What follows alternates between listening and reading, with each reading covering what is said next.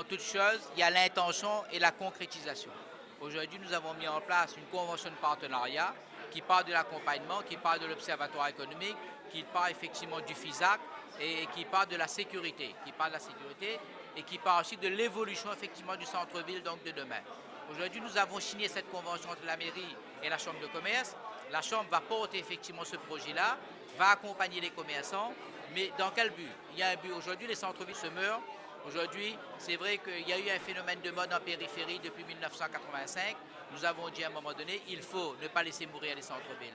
Pour nous, un moment très important parce que c'est le démarrage d'une collaboration, un partenariat très fort avec la Chambre de commerce au service, au profit des commerçants de la ville du port et de la population porteuse, parce qu'on a aussi parlé emploi derrière. Et nous avons ici l'intention de dynamiser notre centre-ville, de protéger notre centre-ville par rapport à un développement également de la périphérie. Donc ce développement équilibré là est pour nous très important. Nous venons de signer une convention de partenariat concernant le FISAC, le Fonds d'intervention de la sauvegarde des artisans et du commerce. C'est vrai que ce fonds va permettre entre la municipalité, la Chambre de commerce et l'État, évidemment, donc, qui est en charge de ce fonds-là, aider les entreprises à améliorer effectivement leur cadre de vie, à accompagner les entreprises dans l'esthétique de leur commerce, dans les façades et dans la modernisation, effectivement, l'outil de leur commerce. Je suis devenu président de chambre de commerce, certes, mais je suis Saint-Paulois, je suis né à Saint-Paul, j'habite toujours à Saint-Paul, je n'ai pas changé mes habitudes, sauf que je suis ravi de trouver cette salle de conseil municipal et le maire. Pourquoi? Parce que par le passé, j'ai siégé avec le maire Joseph Chimale de 95 à 97 à ses côtés.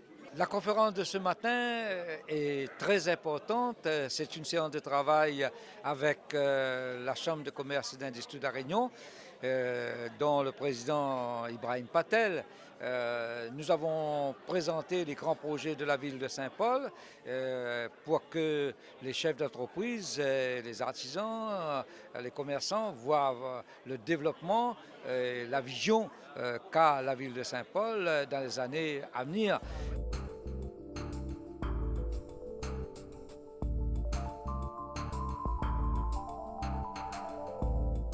Donc c'est un hôtel qui aura un esprit golfique, qui aura également une piscine semi-olympique très grande, qui aura un spa, qui aura une salle de sport, tout ça animé par des professionnels du sport.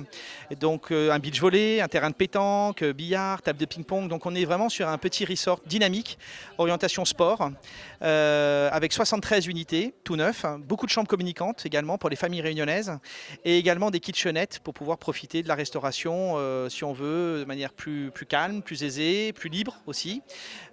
Donc c'est un hôtel qui offre beaucoup de liberté, beaucoup de confort et beaucoup de dynamisme.